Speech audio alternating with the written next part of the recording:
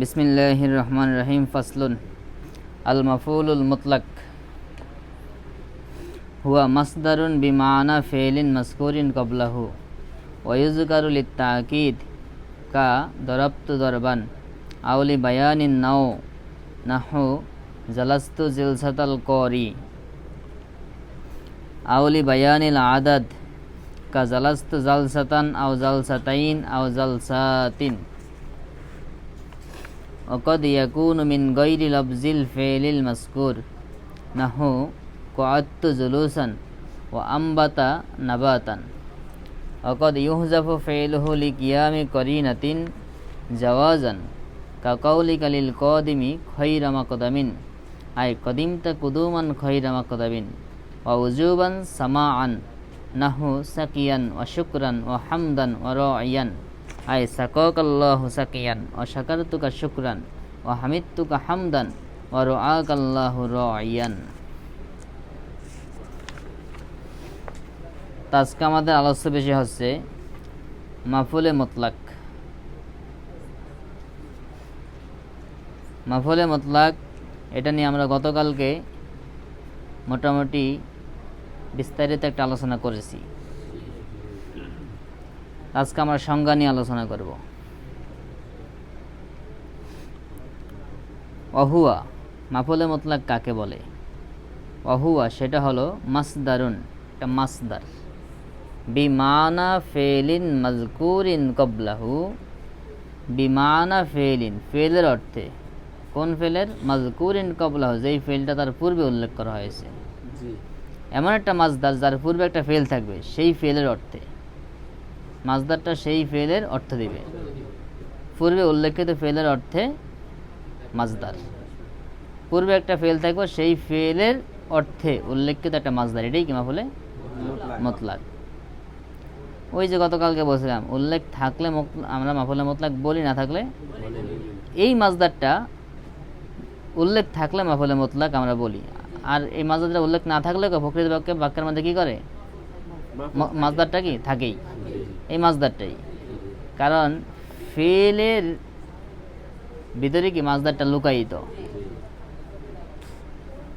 এই ফেলটাতে একটা রূপ, একটা পরিবর্তিত রূপ, বিভিন্ন রূপে রূপান্তরিত হয়, কিন্তু এই ফেলটার মূল কি? মাসদার। আর এই মাসদারটা হলো প্রকৃত ফেল।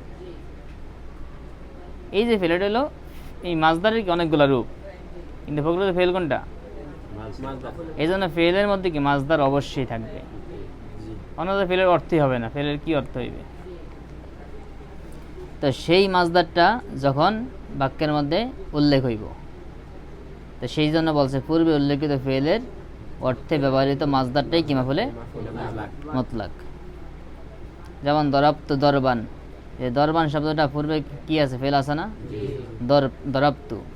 এই দরাবতু, এই দরবান শব্দটা কি দরাবতুর অর্থে আসছে না? তো অর্থে আসবে, এটা এই কথা বলছে, বলে নাই হুবহু লফজে, এটা বলে নাই। কারণ হইল কখনো কখনো ভিন্ন শব্দেও আসতে পারে, একই অর্থে ভিন্ন লফজে। কারণ মুরাদাফ শব্দ আছে না? যেমন আল জুলুসত বসা, আল কুউদাত কি কেউ যদি বলে জালাস্ত কুউদান, ওই কুউদান কি মাফউলে মুতলাক। ওইটা যদিও লফজান আসে নাই, কিন্তু মানান আসছে, মানায় ফেল হয়েছে, পূর্বের ফেলের অর্থে আসছে। এই জন্য বলছে কি বিমানান ফেলিন মাযকুরিন ক্বাবলাহু, যাতে করে এই কুদ জালাস্ত কুউদান এটাকে কি করতে পারে? মাফউলে মুতলাক হিসাবে অন্তর্ভুক্ত করতে পারে। এরকম আরও যেগুলো আছে পূর্বের ফেলের অর্থে আসবে, যদি ভিন্ন লফজ হয়, এগুলো কি মাফউলে মুতলাক হবে। ওয়ায়ুযকারু, আর এগুলোকে উল্লেখ করা হবে। এই যে মাফউলে মুতলাক, এটা বাক্যের মধ্যে আসবে কি জন্য? উল্লেখ করা হবে কি জন্য? উল্লেখ করার ফায়দাটা কি? কারণ মাফউলে মুতলাক উল্লেখ না করলেও অর্থটা হুবহু তাই হয়।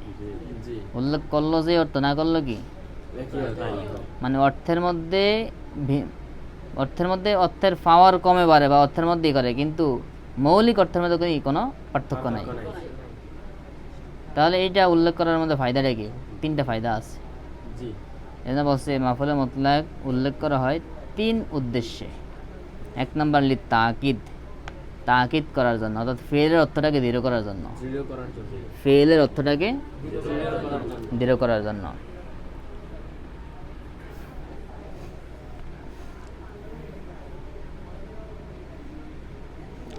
ফেলের অর্থটাকে দৃঢ় করার জন্য এবং ফেল থেকে সন্দেহ দূর করার জন্য এটা আসে। কাজ যেমন দরাপ্ত দরবান, আমি মারার মতো মারছি, মানে কি মাইর দিছে নিশ্চিত এবং কঠিনভাবে মারছি। জি জি, মাইর দিছি কিনা এই ব্যাপারে কোনো সন্দেহ তো নাই, বরং কি আরো বাড়াগিরি দিছি।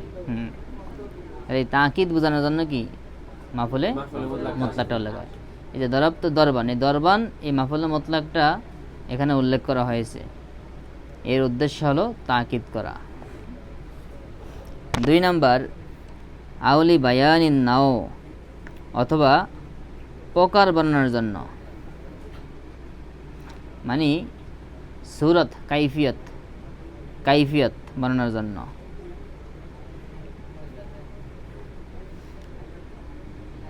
মাফুলে মুতলাকটা আসবে ফেলের, অবস্থা বর্ণনা, মানে ফেলের কাইফিয়ত এটা বর্ণনার জন্য, ফেলের সুরত মানে ফেলটা কোন পদ্ধতিতে হয়েছে বা ফেলটা কিভাবে হয়েছে এটা বর্ণনার জন্য আসবে। নাহু যেমন জালাস্ত, আমি বসেছি, জেল সাতাল করি, কারি সাহেবের বসার মতো।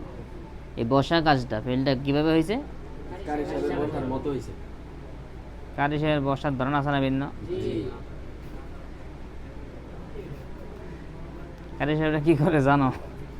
জি না, দেখছো? জি না, দেখছো ঠিকই। জি না, জি না। মনে করে একজন গজল গায়, একজন কারি সাহেব, একজন ওয়াজ করে, এই সবার বসার ধরন কি এক? কারি সাহেব বসে আসন আসন দিয়ে আইট টাইট কইরা বিসমিল্লাহ এ করে যে একটা টান দেয়, আবার মুখটারে আবার কানে দইরা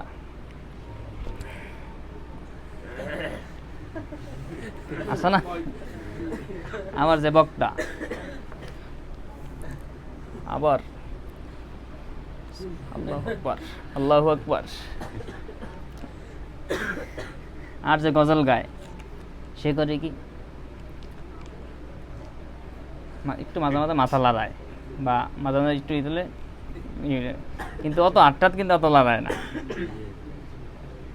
এক একজন একটা ধরন আছে। এখানে মাফুলে মতলাকটা আসে কি পদ্ধতি, ধরন বোঝানোর জন্য। যেমন জালাস্তু জেল সাতাল করি, আমি কারি সাহেবের বসার মতো বসছি। জিম আউলি বায়ানিল আদাত, অথবা সংখ্যা বর্ণনার জন্য আসে। মাফুলে মতলাকটা আসে কি জন্য? যেমন জালাস্তু জালসাতান, আমি একবার বসছি, আও জালসাতাইন দুইবার বসছি, আও জালসাতিন বহুবার বসছি। তাহলে যেখানে ধরন বোঝাবে সেখানে একটা জের যুক্ত হবে, শুরুতে কি হবে? জের। আর যেখানে সংখ্যা সেখানে কি জবর। এতটুকু পার্থক্য আছে। মাফুলে মুতলাকটা যেখানে ধরন বুঝাইব সেখানে এই মাফুলে মুতলাকের শুরুটা জের যুক্ত হবে। যেমন জিল সাতাল করি, ফেলাতাল কারি বা ফেলাতাল খাদেম, খাদেমের কাজ, এরকম। আর যেখানে সংখ্যা বোঝানো আসবে সেখানে জবর যুক্ত হবে। জাল সাতান, জাল সাতাইন, জাল সাতিন।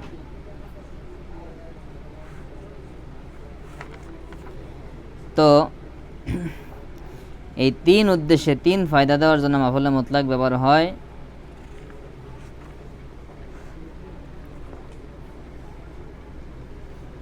এবং যেই কথাটা আমরা আগেই বলেছিলাম যে মানান উল্লেখ করার উদ্দেশ্য কি, এটা এখানে বলে দিতেছেন। অকদ ইয়াকুনু, কখনো কখনো মাফুলে মুতলাকটা হয় মিন গায়রি লফজিল ফেলিল মাযকুর, উল্লিখিত ফেলের শব্দ ভিন্ন অন্য শব্দে। নাহু যেমন কআত্তু জুলুসান, কআত্তু যেই শব্দ, যেই লফজে, যেই হরফে, জুলুসান একই হরফে না, একই লফজে না, ভিন্ন লফজে আসছে, কিন্তু অর্থ উভয়টার কি এক। এরপরে ও আমবাতা নাবাতান, আমবাতা নাবাতান, আমবাতা এটা হইল সলাসি মজিদফি, আর নাবাতান এটা সলাসি থেকে। তাহলে এটার মধ্যে অর্থের ডিফারেন্স আছে। অর্থের ডিফারেন্স মানে একটা মানে বাব ডিফারেন্স হওয়ার কারণে লব্জ ডিফারেন্স ধরা হয়েছে, কারণ যেটা বাবের ধরনের কারণে লব্জ কি ডিফারেন্স হয়ে যায়। একটা সোলাসি মজিদ ফিয়ারটা কি শুধু সোলাসি, এবং ওইটা হলো মাজদার বা নাম, এসমে জামেদ। নাবাতান কি, কিন্তু এখানে এটা সোলাসির মাজদার হিসেবে আসছে, এটা আবার মাজদারও। জি নাবাতুন গাছ, আবার নাবাতা তো উদ্ভিদ মানে গজানো। এরকম এসমে জামেদ থেকে কখনো কখনো ফেল নেওয়া হয়, এরকম আছে বহু। যেমন আজকে তোমরা কোরআন শরীফ পড়ছো না, ওই যে সাকারা, আজকে তাফসীরে পড়ছো, জি সাকার তো জাহান্নামের একটা নাম, জি এসমে জামেদ, আবার ওটা থেকে কি ফেলও নেওয়া হয়েছে। এরকম হয়। ঠিক নাবাতুন অত উদ্ভিদ গাছ, এটা কি ইসমে মাজদার হইতে পারে গাছ, এটা শুধু ইসমে জামেদ, কিন্তু আমার এই ইসমে জামেদ থেকে কি আবার ফেলও মাজদার মানে আবার ফেলও নেওয়া হয়, সেই হিসাবে নাবাতান এখানে মাজদার হয়েছে, কিন্তু এটা হলো সোলাসির মাজদার, জি নাবাতা ইয়ামবাতু। আর সোলাসি মজিদ ফিকি আমবাতা ইউমবিতু, তো যেহেতু বাপ ভিন্ন লব্জ কি ভিন্ন, যদি লব্জ ভিন্ন না হইতো তাহলে তো সব মানে অল্প কটা শব্দ হইতো। হাজার হাজার শব্দ যে মুখস্থ করে মানুষ, কোথায় থেকে মুখস্থ করে, কি মুখস্থ করে, দেখা যায় লব্জ এক, কিন্তু বিভিন্ন বাপ থেকে আসার কারণে ভিন্ন ভিন্ন লব্জ ধরা হয়। যেমন একই হাদিস 10টা সনদে আসলে 10টা হাদিস ধরা হয়, সনদের কারণে হাদিসের সংখ্যা বাড়ে কমে। যেমন বুখারী শরীফে হাদিসের সংখ্যা কত, হ্যাঁ, যেমন বলা হয় 7275, আবার কেউ বলেন 7272, আবার কেউ বলছেন বুখারী শরীফ হাদিসের সংখ্যা হলো মাত্র 2000। আর এটার ভিন্নতা কি, অর্থাৎ মৌলিক হাদিস 2000, আর হাদিস তো সনদের কারণে বাড়ছে কমছে, কারণ এক হাদিসের সনদ আছে 60টা, তাহলে ওখানে হাদিস ধরবো কয়টা, 60টা। তো এরকম হাদিসের সনদ বাড়ার কারণে হাদিসের সংখ্যাও কি সেই হিসাবে 7275 যেটা বলছে। ঠিক লব্জ শব্দ এগুলো কি বাবের কারণে শব্দ সংখ্যা কি করে বাড়ে কমে, এবং সিগার পরিবর্তনের কারণে কি শব্দ বাড়ে কমে। সেই হিসাবে আমবাতা হলো এক লব্জ, নাবাতান কি ভিন্ন লব্জ। তো এই যে ব্যবহার হয়েছে, ভিন্ন লব্জ থেকেও কি মাফুল মুতলাক ব্যবহার হয়।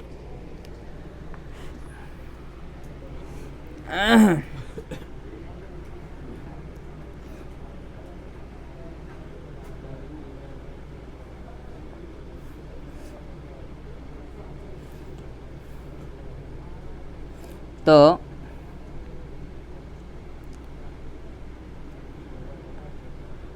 এই মাফুলে মুতলাক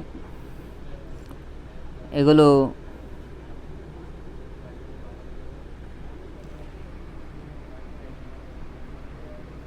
যে ফেল আছে পূর্বে ফেল, এই ফেলটাকে কখনো কখনো হজব করা হয়, বিশেষ করে অনেক সময় দোয়ার বাক্যের মধ্যে ফেলগুলোকে হজব করে শুধু মাফুলে মুতলাকটাকে রাখে বাক্যের মধ্যে, এটা জায়েজ আছে। তো সেই কথা বলতেছেন, ওকদ ইউহজাফু ফেলহু, কখনো কখনো মাফুলে মুতলাকের ফেলকে হজব করা হয় লিকিয়ামি করিনাতিন, করিনা পাওয়া যাওয়ার কারণে, ইঙ্গিত পাওয়া যাওয়ার কারণে, জাওয়াজান জায়েজ হিসাবে। অর্থাৎ ইঙ্গিত কি, এখানে মাফুলে মুতলাকের ফেলটা হজব যে কস এটা সবাই জানে,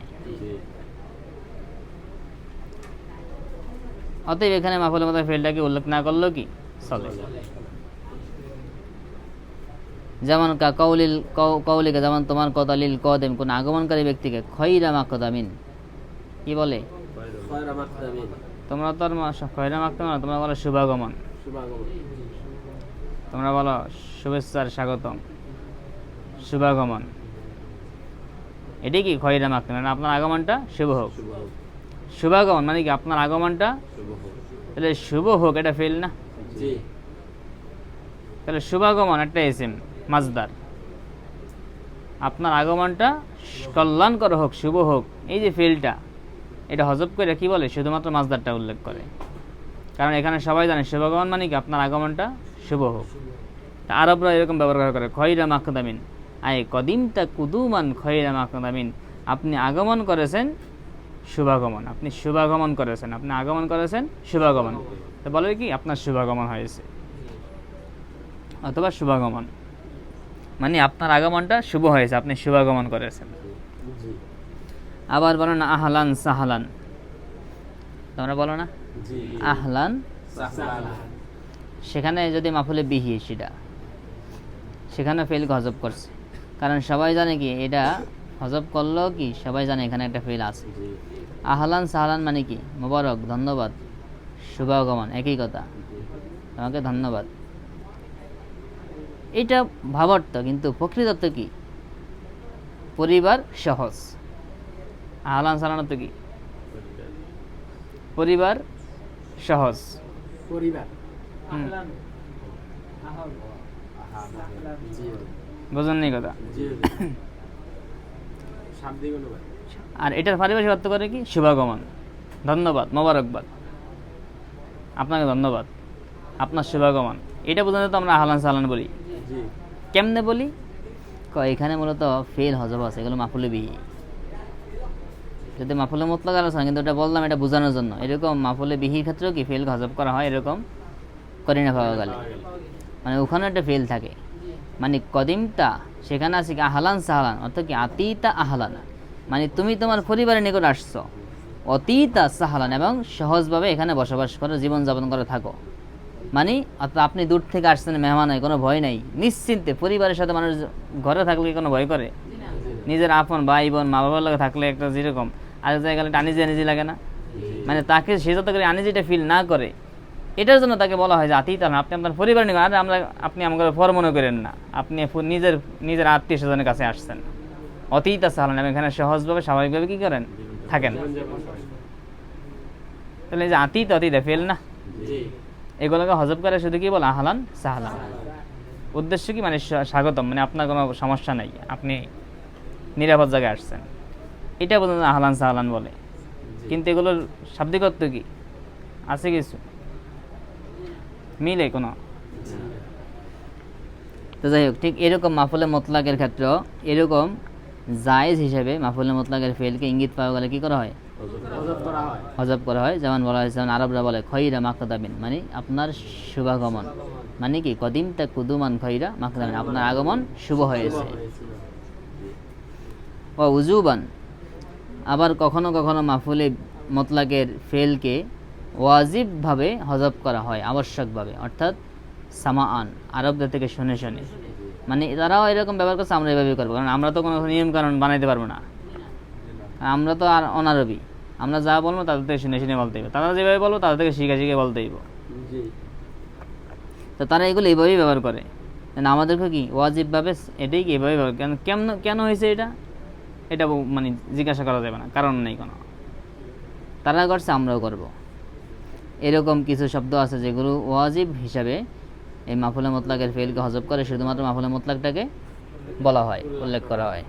যেমন সাকিয়ান, শুকরান, হামদান, রয়ান। তোমরা কোনো একজন মনে করো তোমার একটা উপহার দিয়েছে বা পানি খাওয়াইছে, শুকরান শুকরান শুকরান, এরকম। আবার বলে হামদান হামদান, এরকম কয় না? তো এরকম কিছু শব্দ আছে, যেমন সাকিয়ান, শুকরান, হামদান, রয়ান। এগুলোর মূল এবারত কি, কয় সাকক আল্লাহ সাকিয়ান।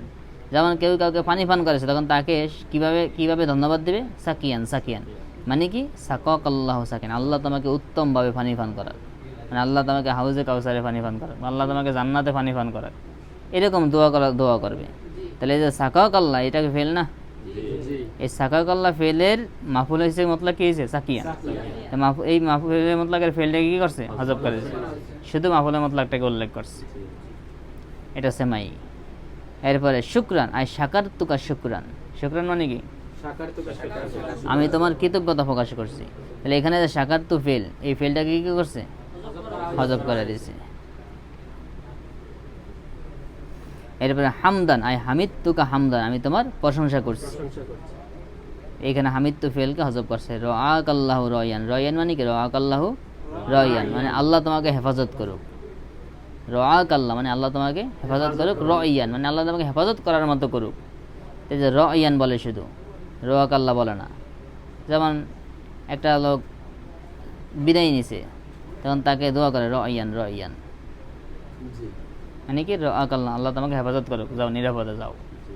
জি তো এরকম আরবরা এই মানে এগুলো ওয়াজিব হিসাবে হজব করে, মাফুলে মতলাকের ফেলকে হজব করে ব্যবহার করে, এই জন্য সেই হিসেবে আমরাও এটাকে ব্যবহার করব কি হজব করে।